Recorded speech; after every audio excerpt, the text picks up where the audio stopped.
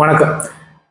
தாவேகா மிக கடுமையாக திமுகவை தாக்கி விமர்சனம் செய்துதான் ஆட்சிக்கு வந்ததுன்னு நமக்கு தெரியும். அதனால அவங்க தொடர்ச்சியாக மாற்றம் அப்படின்னு ஒன்று கொண்டு வரோம், ஒரு வாய்ப்பு கொடுங்க அப்படின்னு கேட்டாங்க. ஆனால் ரொம்ப வினோதமாக நமக்கு தெரியக்கூடிய ஒரு விஷயம் என்னவென்றால், இவ்வளவு தீவிரமாக திமுகவை அகற்றிவிட்டு ஒரு புதிய ஆட்சியை வழங்க நிற்கக்கூடிய தாவேகா அப்படியே திமுகவின் ஒரு இரட்டை சகோதரனை போல, ஒரு மாறுவேடம் அணிந்து வந்த திமுகவை போல மாறிக்கொள்வதற்கு, தன்னை மாற்றிக்கொள்வதற்கு ஏன் இவ்வளவு கடுமையாக முயற்சி செய்கிறது அப்படிங்கிறத ரொம்ப வியப்பா இருக்கு. யோசிச்சு பாருங்க. நீங்க ஒரு எதிர்கட்சியை வீழ்த்தி விட்டு, அதாவது நீங்கள் எதிரியாக நினைக்கக்கூடிய கட்சியை வீழ்த்தி விட்டு நீங்கள் ஆட்சியில் வருகிறீர்கள். அதன் பிறகு நீங்கள் என்ன செய்கிறீர்கள்? உங்களுடைய அந்த முந்தின கட்சி, நீங்கள் எதிரியாக நினைக்கக்கூடிய திமுக என்கிற அந்த கட்சி ஆட்சி செய்த போது கொண்டு வந்த எல்லா திட்டங்களையுமே நீங்க உங்க பேர்ல நாங்களே அந்த திட்டத்தை அறிமுகப்படுத்துறோம் அப்படிங்கிற மாதிரி நியூஸ் கார்டா, ஃபேக் நியூஸா போட்டு தள்ளுறீங்க.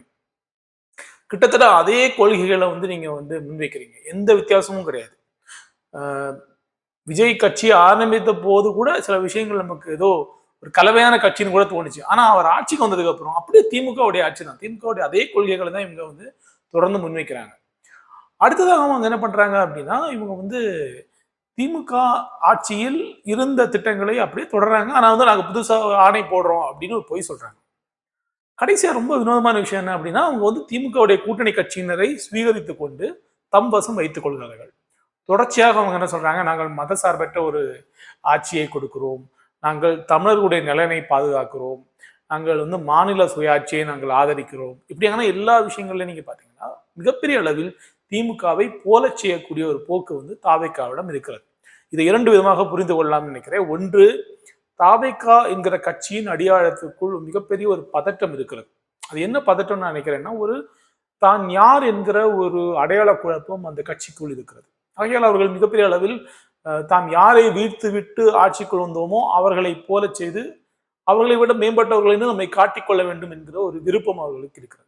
போல செய்வதென்றால் திமுகவை போல வேலை செய்வதல்ல. நான் திரும்ப சொல்றேன், திமுகவை போல நடிப்பது. இது ரெண்டுக்கும் வித்தியாசம் இருக்கு. ஒரு கட்சி இன்னொரு கட்சியை போல வேலை செய்யலாம், ஒரு கட்சி இன்னொரு கட்சியை போல சிந்திக்கலாம், அது வேற விஷயம். ஆனா ஒரு கட்சி இன்னொரு கட்சியை எதிர்ப்பதாக, அதை இடம் மாற்றிவிட்டு ஒரு புது கட்சியாக ஒரு மாற்றத்தை கொண்டு வருவதாக நடிப்பது ஒரு பக்கம். வந்த பிறகு தான் எந்த ஒரு கட்சியை அகற்றிவிட்டு அந்த இடத்துக்கு வந்தோம் என்று சொன்னோம், அந்த கட்சியை அப்படியே போல செய்வது. இது எப்படி வினோதமா இருக்கு பாருங்க, எவ்வளவு முரண்பாடா இருக்குது பாருங்க. இதை ஏன் அவங்க அப்படி போல செய்யறாங்க, ஏன் மிமிக்ரி பண்றாங்க அப்படிங்கிறது தான் முக்கியமான கொஸ்டின். எனக்கு என்ன தோணுதுன்னா, அவங்களுக்குள்ள ஒரு ஆழமான பதட்டம் இருக்கு ஒண்ணு. இரண்டாவதாக இவர்கள் இது ஒரு ஒரு உத்தியாக, ஒரு யுக்தியா எடுத்து பண்றாங்க அப்படிங்கிறது என்னுடைய ஒரு முழுமையான நம்பிக்கை. ஏனென்றால் திமுகவை அகற்ற வேண்டும்னு நீங்க நினைக்கிறீங்க, திமுகவை முழுக்க ஒழிக்க வேண்டும் நினைக்கிறீங்க. திமுக ஒழிச்சிட்டு புது கட்சி, ஒரு புது ஆட்சி அங்க வரலாம். காங்கிரஸை ஒழித்து விட்டு பாஜக வருகிறது அப்படின்னு சொல்லலாம். ஆனா இன்னொரு விஷயம் அவங்க பண்ண நினைக்கிறாங்க என்னவென்றால், திமுகவை ஒழித்து விட்டு ஆனால் திமுகவை ஒழிக்காமலே ஒரு ஆட்சி பண்ணணும்னு நினைக்கிறாங்க. அது எப்படி என்றால், திமுகவை விட ரொம்ப பளபளப்பான, திமுகவை போன்று தோன்றக்கூடிய, ஆனால் திமுகவை விட அழகான, திமுகவை விட வசீகரமான, திமுகவை விட ஒரு துடிப்பான ஒரு கட்சியாக தம்மை காட்டிக்கொள்ள வேண்டும் என்று நினைக்கிறார்கள். அப்ப இது ஒரு மாதிரி ஒரு ஒரு ட்வின் காம்ப்ளெக்ஸ் அப்படின்னு கூட இதை சொல்லலாம். இரட்டையர்களுடைய ஒரு மனக்குழப்பம் மாதிரி கூட இது இருக்கு. அதாவது இரண்டு பேர் இருக்காங்க, ஒரு வீட்டுல இரட்டையர்கள் இருக்காங்க. ரெண்டு பேருக்கும் ஒரு நடுவில் ஒரு போட்டி இருக்கு. இவனை காலி பண்ணிட்டு நான் வரணும்னு இவன் நினைக்கிறான். ஆனா இவனுக்கு அது பண்ண முடியல. இப்ப இவன் என்ன பண்றான்னா, தன்னுடைய சகோதரனை போலவே வேடம் அணிந்து கொண்டு தன்னுடைய சகோதரன் செய்யக்கூடிய நிறைய விஷயங்களை இவனும் செய்ய ஆரம்பிக்கிறான். இது உங்களுக்கு ஏதோ ஒரு படத்தை ஞாபகப்படுத்துதா? அந்த படமே தான். அப்போ சகோதரனுடைய காதலியை அபகரிப்பது, சகோதரனை போலேயே அவனுடைய வேடத்தை அணிவது, சகோதரனுடைய பேரை அபகரிப்பது, இந்த வேலைகள்லாம் அவன் செய்ய ஆரம்பிக்கிறான்.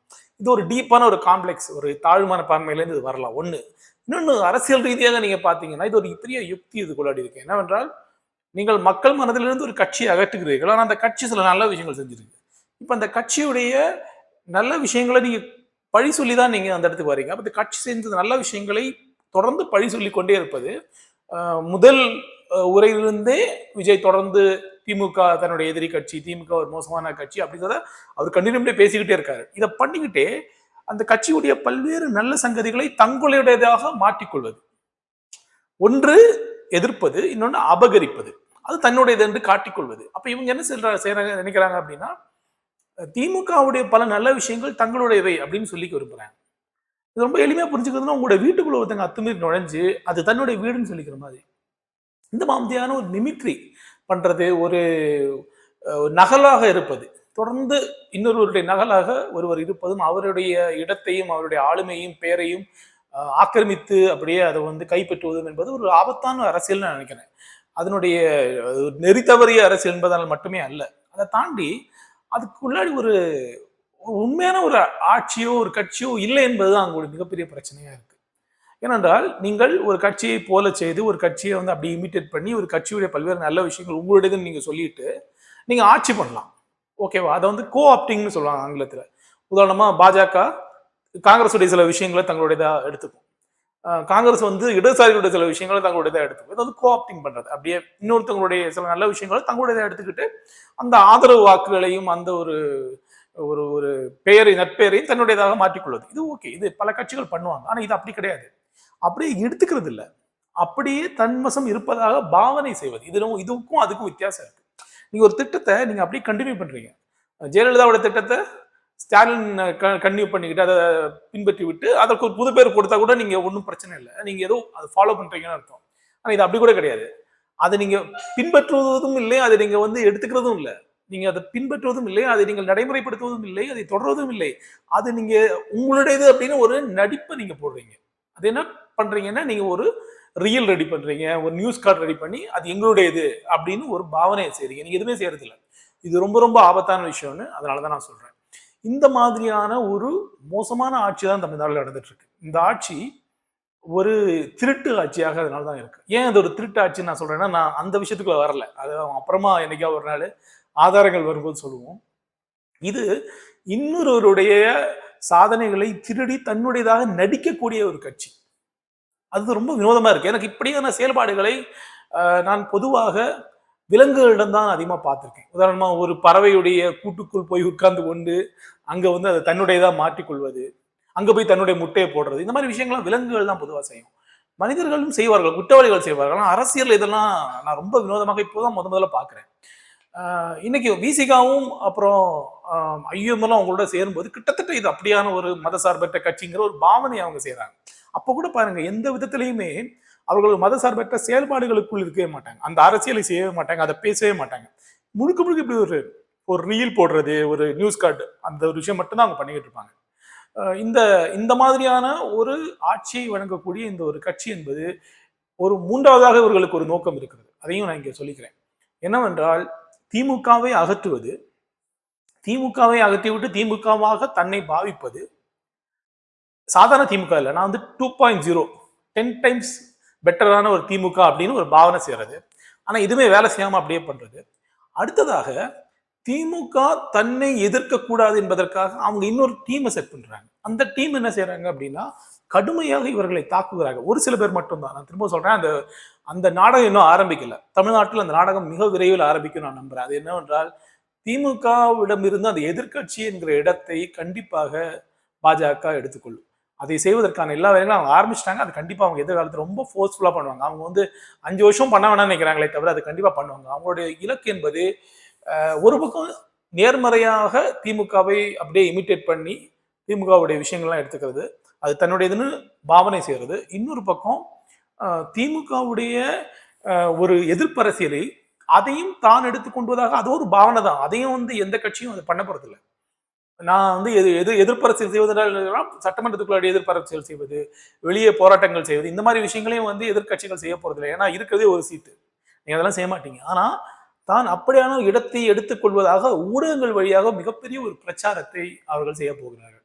அப்ப தமிழ்நாட்டில் என்ன எவ்வளவு கட்சி இருக்கும்? 2 கட்சி தான் இருக்கும். ஒண்ணு திமுகவை விட அழகான, திமுகவை விட பளபளப்பான, திமுகவை விட கவர்ச்சியான, திமுகவை விட துடிப்பான ஒரு தாவேகா என்கிற திமுக. அப்புறம் தாவேகாவை கடுமையாக எதிர்க்கக்கூடிய, திமுகவை விட கடுமையாக எதிர்க்கக்கூடிய, உண்மையாக எதிர்க்கக்கூடிய பாஜக என்கிற திமுக. எப்படின்னு 2 கட்சிகள் வந்துடும்.